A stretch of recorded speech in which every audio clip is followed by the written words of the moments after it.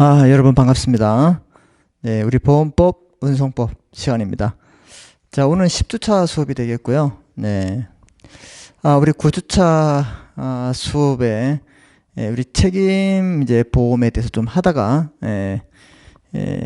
오늘은 우리 그 강의 자료 34쪽이 되겠네요. 책임보험 계획에서 효과로서 그 의무들, 보험자의 의무, 그 다음에 피보험자의 의무, 그 다음에 피해자가 직접 청구할 수 있는 직접 청구권. 여기서부터 우리가 수업을 할 차례입니다. 맞습니까? 맞아요. 아시다시피 지금 이제 코로나 상황인 거 아시죠?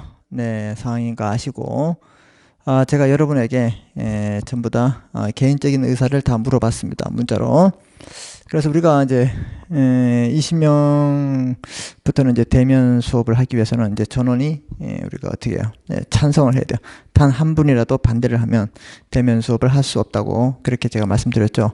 근데 우리는 이제 설문조사 결과를 제가 문자로 다 보내드렸습니다. 그래서 학교에서 큰 아니면 정부에서 이제 종식 이렇게 하지 않는 이상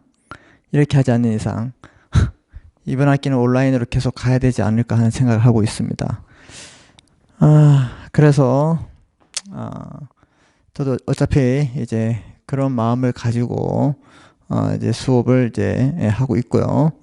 여러분들도 큰 변화가 없으면 이렇게 온라인으로 가고 있다고 좀 생각해 주시고, 또 다르게 또 변수가 생길 수 있으니까요. 그래서 우리는 이제 일단 저는 이렇게 하겠습니다. 계속 온라인 강의를 다 업로드 하고요. 오프라인 수업을 하더라도 온라인 강의는 별도로 올리겠습니다. 무슨 말인지 아시겠어요? 네, 그래서 온라인 강의를 시작했기 때문에 저는 어차피 다 마무리 짓고 중간에 어떻게 해요? 우리 오프라인 수업을 하죠. 그래도 저는 다시 가서 오프라인 수업을 할 겁니다. 이해되셨습니까? 그래서 여러분들은 오프라인 수업이든 온라인 수업이든 열심히 들으시면 되겠습니다. 그리고 저번에 드린 그 과제를 좀 열심히 하시고, 자, 오늘은 이제 10주차 수업인데요. 우리 이제 지금 우리 뭘 하고 있습니까? 책임, 이제 손해보험. 그렇죠? 손해보험. 어떻게 쓰면 될까?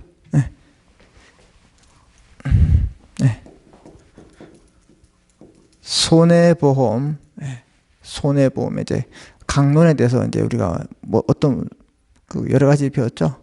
해상보험도 배웠고, 하재보험도 배웠고, 운송보험도 배웠고, 그 중에 제가 좀 중요하게 생각하는 게 바로 이 책임보험이 아닐까 생각합니다.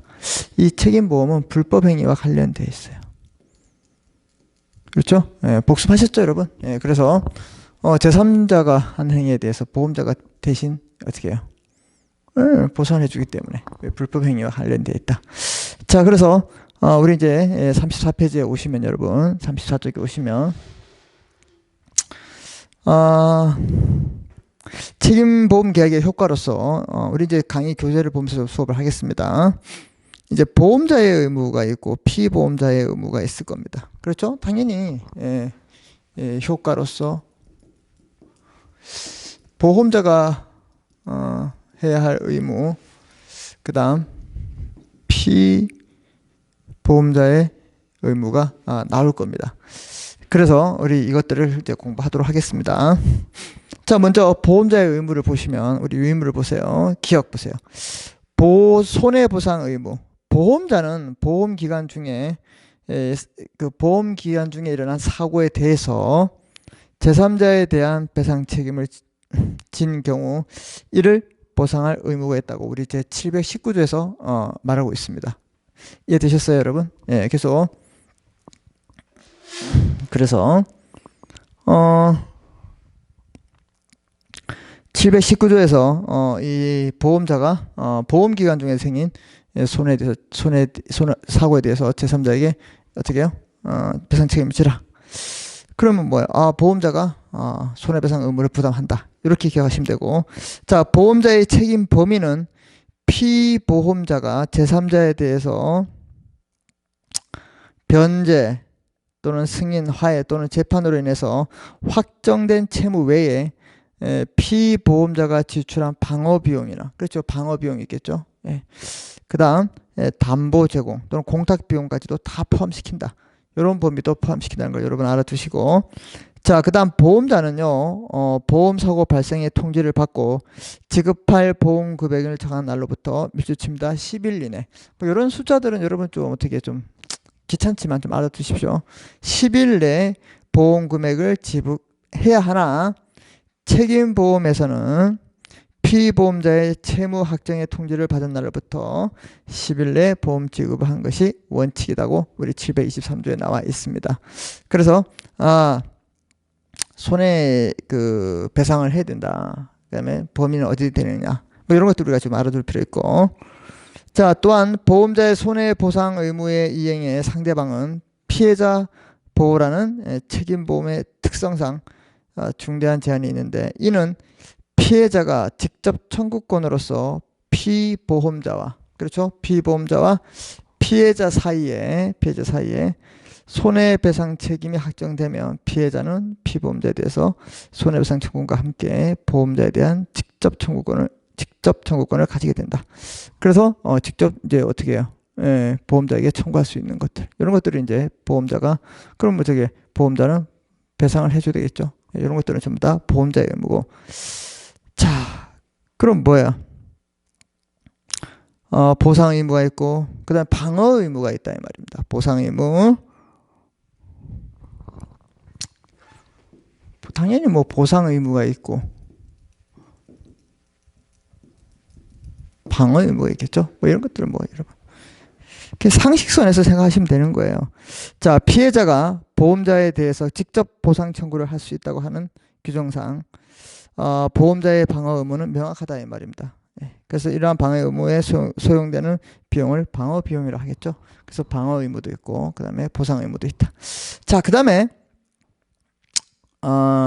피보험자는 또 어떤 의무를 지냐면 당연히 통지 의무와 협조 의무가 있습니다. 통지 의무, 협조 의무가 있다. 이건 뭐 상식선에서 여러분들이 좀 알아두시면 되지 않을까. 자, 통지 의무 볼까요? 피보험자는 제3자로부터 배상 청구를 받은 때 이 사람이 어떻게 손해를 가기 때문에 이 사람이 제3자가 피보험자에게 어떻게 해요? 손해배상 청구하죠. 그럼 이 사람 어떻게 해요? 보험회사에 알려야 될 거 아니에요. 그죠? 이런 것들 통지 의무. 자, 그래서 피보험자는 제3자로부터 배상 청구를 받은 때는 지체 없이 보험자에게 통지해야 된다. 722조에 나와 있습니다.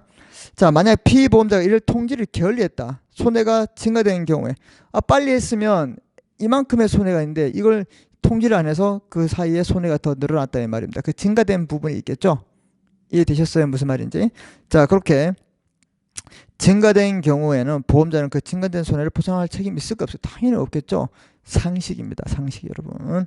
자, 그래서 여러분은 이제 그런 것들을 좀 알아두시면 되겠습니다. 다만 피보험자가 제657조 1항의 보험사고 발생의 통지를 발생한 경우에는 그러하지 아니하다고 나와 있습니다. 단서 조항이죠. 또한 피보험자는 제3자에게 변제, 승인, 화해, 여러분 변제 아시죠? 지금 이런 걸 모르면 뭐 갚았고, 또 승인하는 것, 또 화해, 재판 등으로 채무가 확정된 때에도 통지 의무를 부담해야 하겠다 이 말입니다. 그렇죠? 뭐 화해했습니다. 그래서 우리는 보험자에게 알려줘야지. 보험자에게 그런 화해된 사실도 모르고 또 보험금을 또 배상금을 보상할 수 있겠죠. 그렇게 되면 안 된다 이 말입니다. 자, 그래서 이때도 통지 의무가 있다. 이런 것들은 상당히 여러분이 이제 뭐 객관식 문제에 상당히 중요하기 때문에, 그래서 뭐 화해가 이루어진 경우에는 굳이 보험자에게 통지할 의무가 없다. 틀렸다 이 말입니다. 통지할 의무가 있다 없다. 있다. 여러분 이렇게 알아두시면 되겠습니다. 자, 그 다음 보시면 여러분 상법은 이러한 불이행에 대한 효과에 대해서 규정하고 있지 않지만 통지하지 않은 물에 의해서 증가된 손해에 대해서 보험자가 보상 책임을 부담하지 않는다고 보고 있습니다. 우리 판례도 그런 취지가 있다. 여러분이 이렇게 알아두시면 되겠습니다. 자, 그 다음에 협조 의무가 있는데 피보험자가 보험사고로 말미암아 제3자에게 배상 책임을 지는 경우에 그 분쟁의 해결에 보험자가 당연히 어떻게 해요? 협조를 해야 되겠죠. 그냥 통지만 뚝 해놓고 네가 알았어 이러면 안 되겠죠. 서로 협조해서 어떤 일정한 어떻게 조건을 형성해서 빨리 제3자에게 보상을 해야 되겠죠. 이게 바로 책임보험 계약에서의 그 보험자와 피보험자에게 발생하는 의무를 우리가 살펴보았습니다. 자, 그 다음에 이제 피해자의 직접 청구권이 있어요.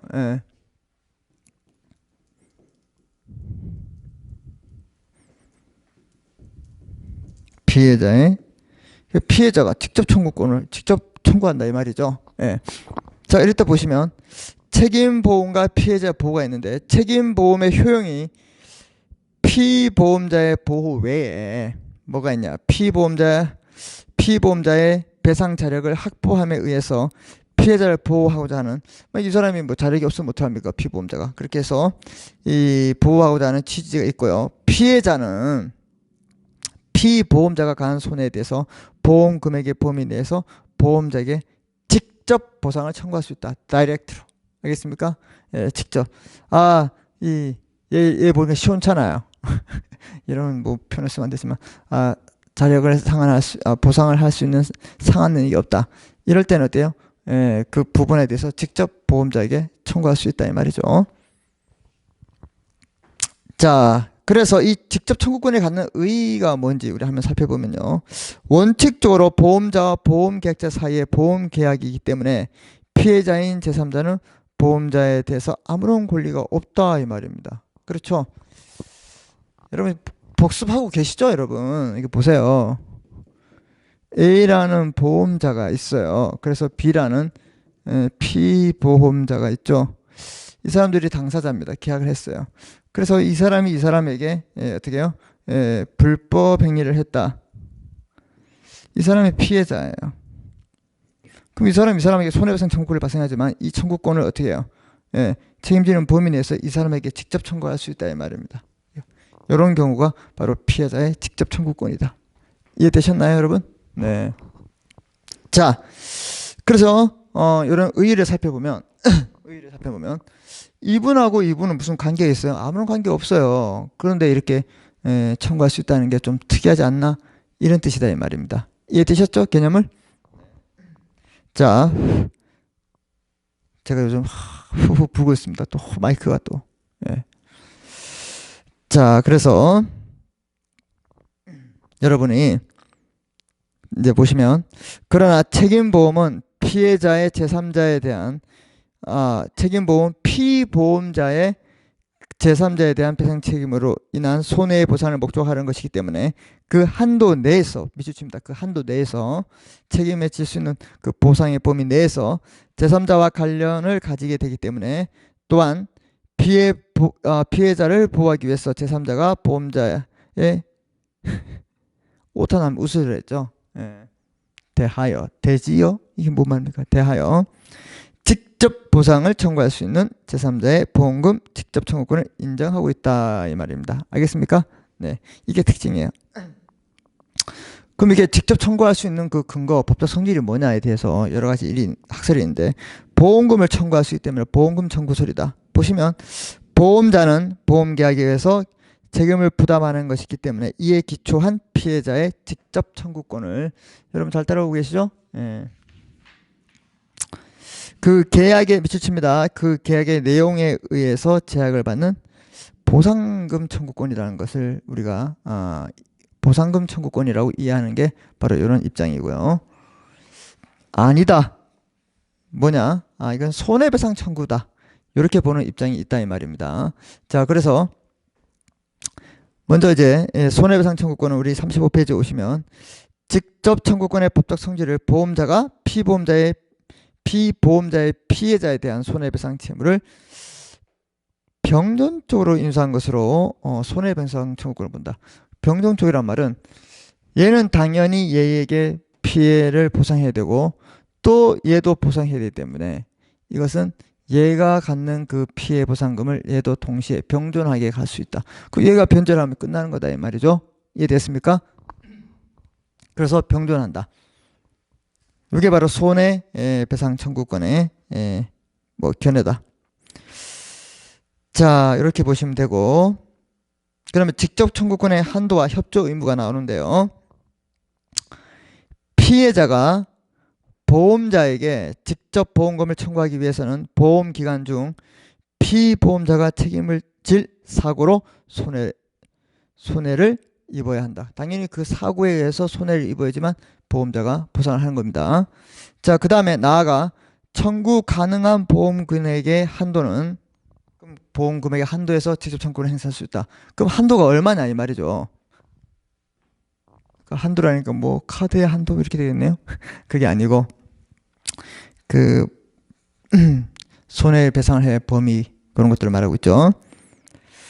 그래서 한도는 책임보험 계약에서 정해지고 피해자는 그 범위 한도 내에서만 청구할 수 있습니다. 이해되셨죠?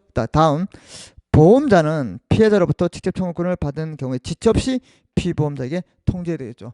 아 이렇게 이분이 직접 나한테 통지했기 때문에 나는 얼마 정도 보상할 것입니다. 당신 알고 있으세요? 이게 알려줘야 한다 이 말입니다. 그래서 그 피보험자도 통지해야 되고 보험자도 통지해야 된다 이 말입니다. 직접 청구권에 대해서는.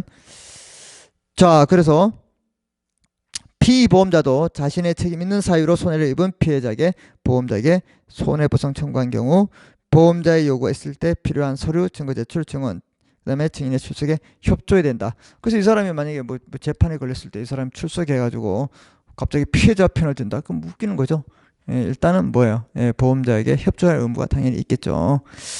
자, 그래서 여러분들 뭐 자동차를 샀을 때 책임보험은 반드시 들라. 그리고 요즘 또 많이 또 문제되는 그 또 뭐 어린이 보호하기 위해서 이제 뭐 사고 나면 힘들어지기 때문에 뭐 운전자 보험 이런 것들 많이 있습니다.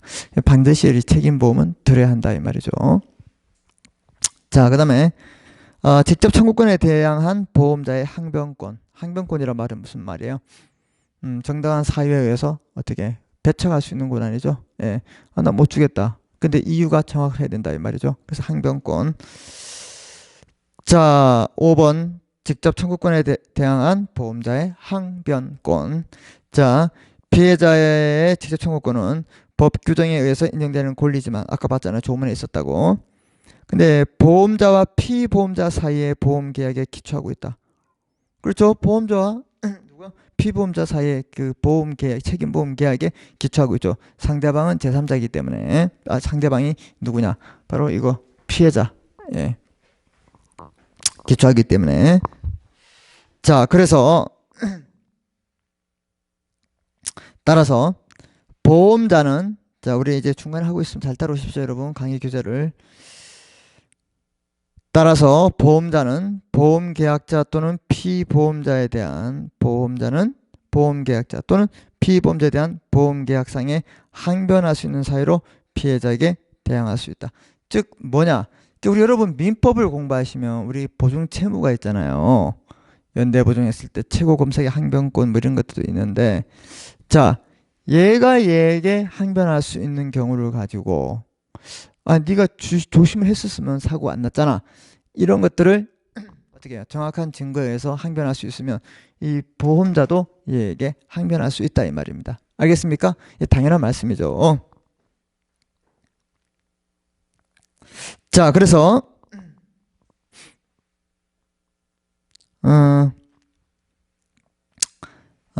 또한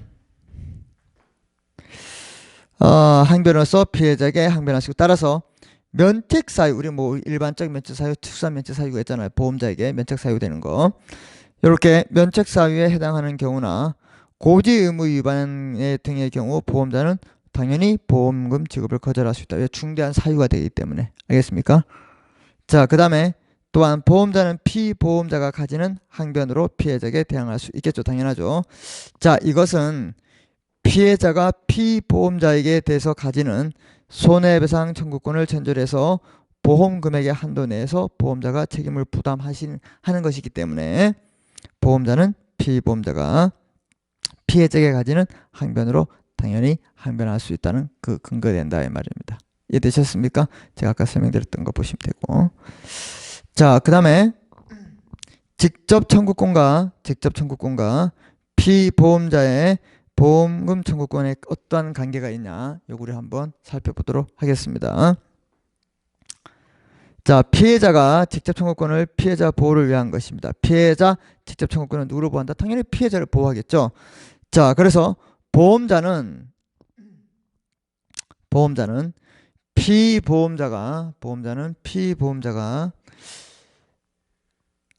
책임질 사고로 인해서 생긴 손해에 대해서 그 제3자가 그 배상을 받기 전에 보험 금액의 전부나 일부를 피보험자에게 지급하지 못하도록 하고 있다 이 말입니다. 보상받기 전에는 전부 일부. 자, 그래서 보험자는 피해자에 대한 손해배상이 이루어진 경우에 한해서 당연히 피보험자에게 보험금을 지급하도록 할 수 있다. 왜? 이런 것들은 나중에 문제가 크기 때문에, 생길 수 있기 때문에. 그럼 수개의 그 책임보험이 있을 때 이걸 어떻게 할 것인가? 이런 내용들을 보시면, 자, 책임보험 계약에 있어서 보험가액의 그 관념, 그 관념이 없으므로 수개의 책임보험 계약이 체결되더라도 이를 중복보험으로 다룰 수 없다 이 말입니다. 이해됐습니까? 그래서 중복보험의 문제가 생기지 않는다 이렇게 말씀드렸죠. 아까 아니고 우리 저번 주에. 자, 그래서 그러나 보험사고가 발생해서 책임관계상의 손해액이 확정되면 피보험자가 동일한 위험에 대해서 수개의 책임보험 계약을 체결했을 때에도 중복보험과 유사한 문제가 발생할 수 있다는 점은 여러분이 참고하시면 되겠습니다. 자, 그래서 우리 이제 정리를 하면요, 예. 이렇게 책임보험에 대한 효과는 보험자가 부담하는 의무, 피보험자 의무. 아니다, 내가 직접 청구해야 되겠다. 피해자의 직접 청구권, 이런 것들이 있다는 것을 여러분들이 한번 알아두시면 되겠습니다. 그 재보험 계약 같은 경우는 여러분이 한번 읽어보시면 되겠어요. 아시겠죠? 네. 자, 이렇게 하면 여러분, 우리가 이제 그 보험에서 손해보험까지 다 공부를 했고, 이제 마지막 그 임보험에 대해서, 그래서 임보험의 특성이나 그 다음에 생명보험, 생명보험, 상해보험, 질병보험에 대해서 이제 하면 이제 보험법에 관한 파트는 끝나고, 제가 또 자료를 올려드렸습니다. 그 운송업, 우리 상법 총론에 관한 운송업을 우리가 좀 공부할 필요가 있고, 이게 끝나면 이제 우리가 이제 해상법을 공부해야 됩니다.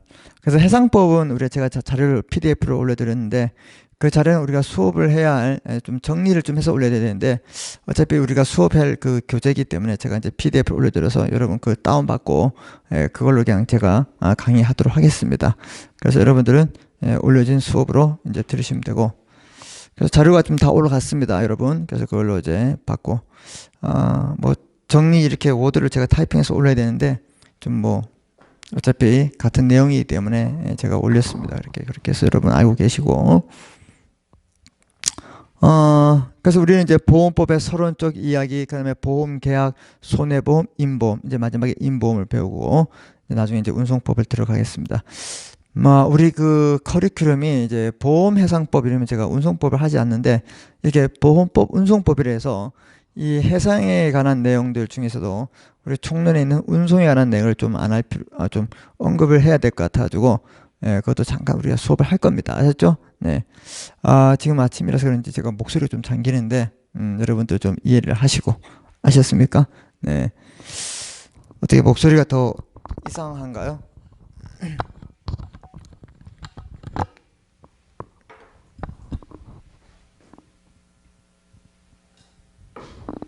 네, 물 좀 마시고 왔습니다. 자, 그래서 이제 우리는 인보험에 대해서 우리는 이제 공부할 겁니다. 인보험. 자,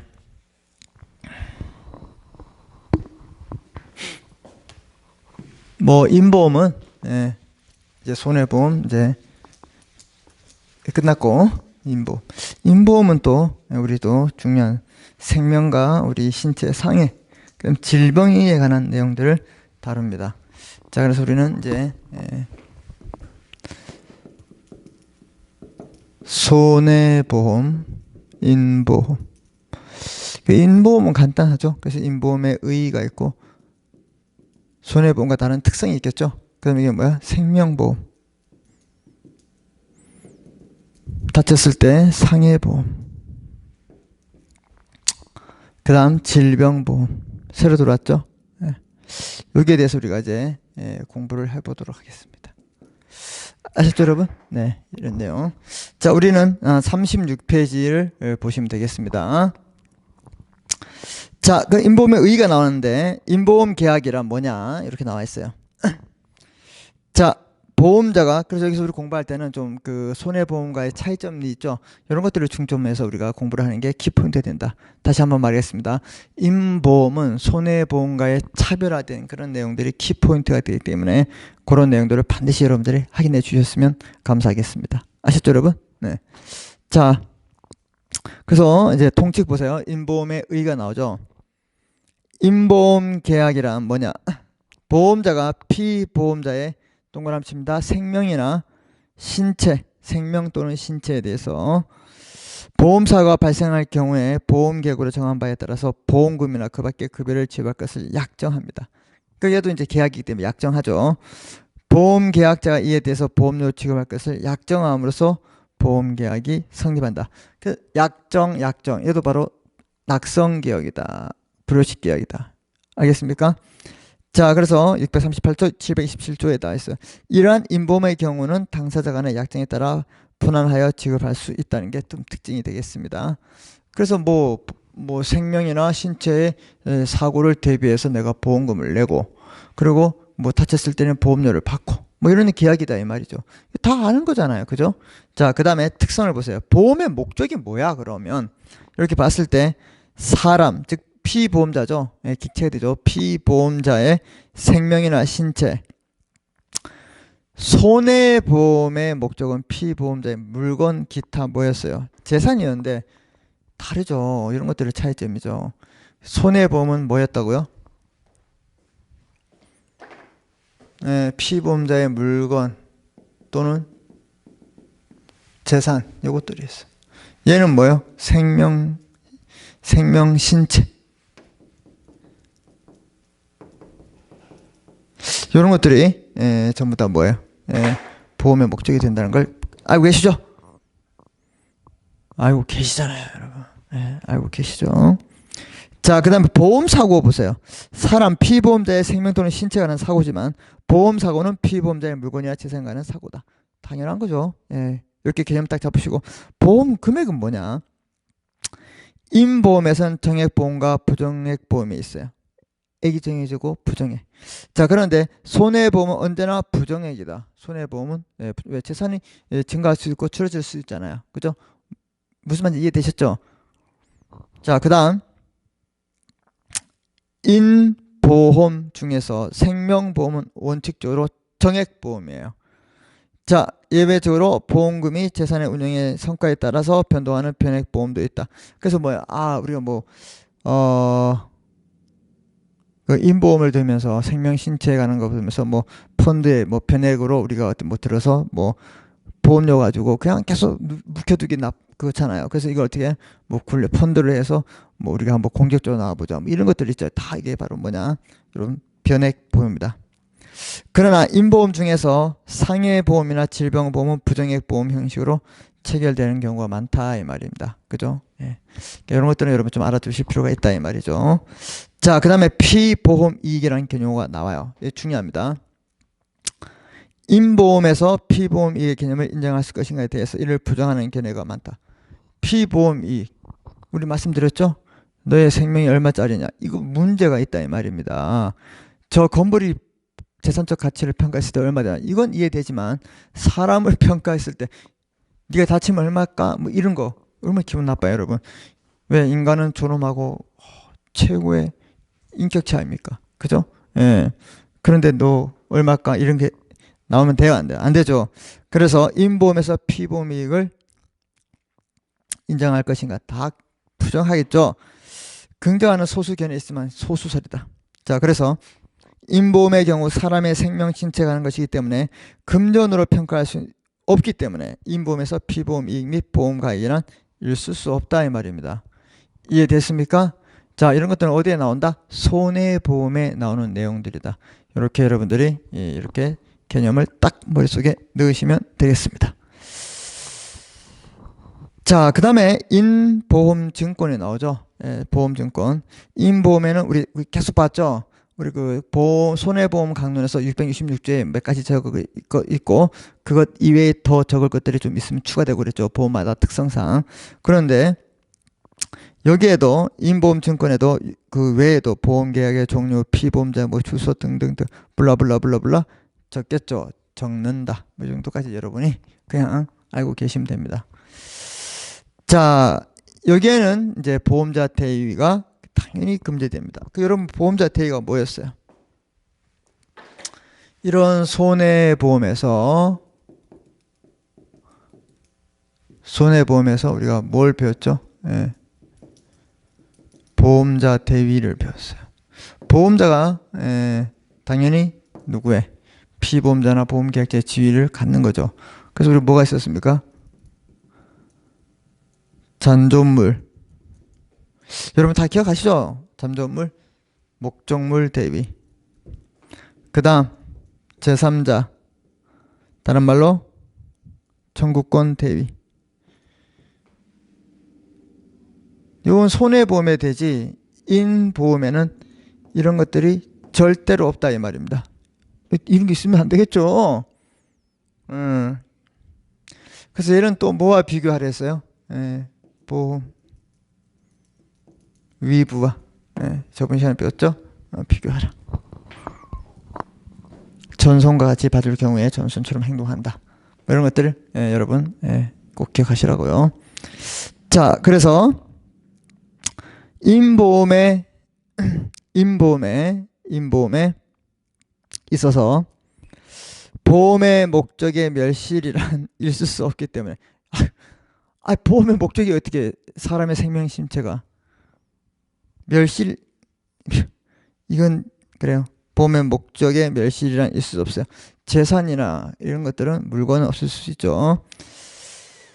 보험의 목적에 대한 보험자의 대위는 있을 수 없다 이 말입니다. 꼭 기억하십시오. 그런데 제3자에 대한 보험자 대위도 억지로 금지되나 상해보험 계약의 경우에는 즉 손해보험의 성질을 일정 부분 갖는 경우가 있겠죠.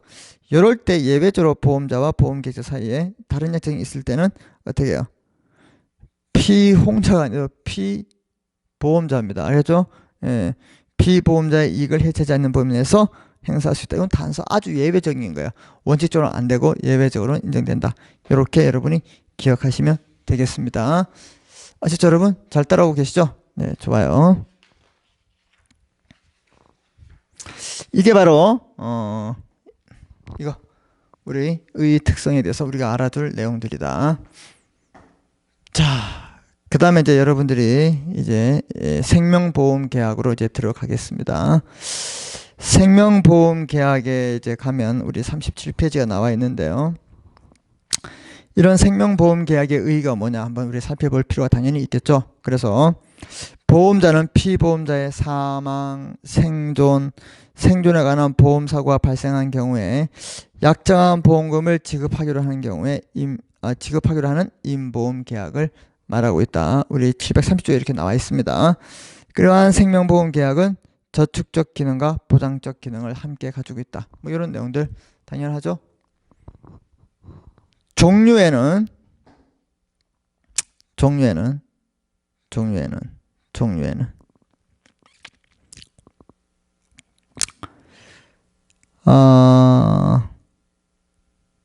보험 사고에 따라 사망보험이 있겠죠. 우리 생명보험에는 사망보험, 생존보험. 그 생존보험은 뭐 언제까지 죽을 때까지 이 사람 그때 저축성이 있다. 알겠습니까? 자, 그 다음 생사혼합보험 등이 있고, 두 번째 피보험자 수에 따라 단독보험이냐, 그 다음에 연생보험이냐, 뭐 단체보험이냐. 그냥 알아두세요. 그냥 스킵해도 되는데, 그 다음 보세요. 보험 금액의 지급 방법에 따라서 일시 분할, 그 다음에 이익배당에 따라서 이익배당, 보험 무배당, 이렇게. 보통 뭐 무배당이 거의 많죠, 요즘은. 예, 그래서 이렇게, 이런 다양한 형태의 뭐가 있다? 예, 생명보험의 계약이 있다. 이렇게 여러분이 좀 알고 계시면 되겠습니다. 자, 그 다음에, 타인의, 우리 이 생명보험, 생명보험. 타인의 생명보험, 우리 이런 말 많이 했죠. 어떤 말을 했습니까? 손해보험에서는 자기를 위한 손해보험, 타인을 위한 손해보험. 임보험에서는 뭐 자기의 생명보험 계약, 타인의 생명보험 계약. 자, 그 다음에 또 뭐 타인을 위한 생명보험, 자기를 위한 생명보험 이렇게 있었죠. 그러면 여기에 타인의 생명보험 뭐 어떤 걸 말하고 있을까요? 이 계약이라면 보험 계약자와 피보험자가 다르다 이 말입니다. 보험 계약자가 아니라 보험 수익자가 아니라 보험자와 피보험자 달랐을 때 이럴 때 우리가 뭐라 하냐 타인의 생명보험 계약이다. 뭐 이런 것들을 우리가 앞에서 배웠습니다. 그래서 이제는 우리는 그래서 타인의 생명보험이 있고요. 타인의 생명보험. 그다음에 우리 그 38페이지 오면 타인을 위한 생명보험이 있어요. 타인을 위한 생명보험은 우리가 뭐라 했습니까? 보험 계약자와 보험 수익자가 다르다. 보험 계약자와 보험 수익자가 다를 때 타인을 위한 생명보험 계약. 보험 계약자와 피보험자가 다르다. 타인의 생명보험 계약. 이렇게 말씀드렸죠? 기억 나시죠? 예, 여러분. 계속 제가 혼자 이렇게 얘기하고 수업하다 보니까 여러분들이 알아듣는지 안 알아듣는지 잘 모르죠. 그래서 여러분들 제가 이제 설문조사 했을 때 어떤 결과 나왔죠? 예, 거의 뭐 팽팽 반대 또 찬성이 있는데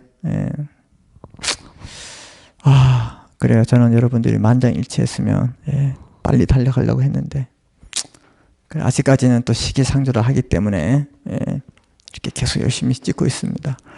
자, 찍고 있는데 여러분 뭐 수업도 중요하지만 진도도 중요하고 배우는 것도 중요하지만 나름대로 여러분들도 이렇게 스케줄을 세워서 이제는 좀 익숙해졌잖아요. 3, 4, 5월 달이니까 익숙해졌으면 여러분들 체계적으로 세워서 이제 학습을 해야 됩니다. 알겠습니까, 여러분? 그래서 여러분들이 또 어떻게 해요? 다른 과목도 수강을 하셔야 되고 또 많은 과목을 듣기 때문에 또 몰아치기 이런 걸 좀 하지 마시고 우리 옛날에 많이 했잖아요. 막 벼락치기 공부하고 이런 거. 그때만 힘들고 남는 게 하나도 없죠. 평상시에 이렇게 좀 많이 좀 여러분이 좀 어떻게 해요? 공부를 좀 해주기를 여러분에게 부탁드리겠습니다. 아셨죠? 그래요. 이제 인보험도 이제 이거 짧기 때문에 끝나고 그다음 이제 운송보험하고 이제 해상보험에 이제 우리가 들어갈 건데 여러분이 이제 프린트를 미리 좀 해놓고 스탠바이 대기를 좀 해주셨으면 좋겠습니다. 아셨습니까? 네, 좋아요, 여러분. 자, 그러면 여기 타인의 생명보험부터는 우리가 좀 쉬었다가 좀 계속하겠습니다. 아셨죠, 여러분? 네. 자, 그러면 이제 여러분이 빨리 이제 프린트를 좀 준비하는 시간을 드리겠습니다. 잠깐 브레이크 하고 계속하겠습니다. 아셨죠?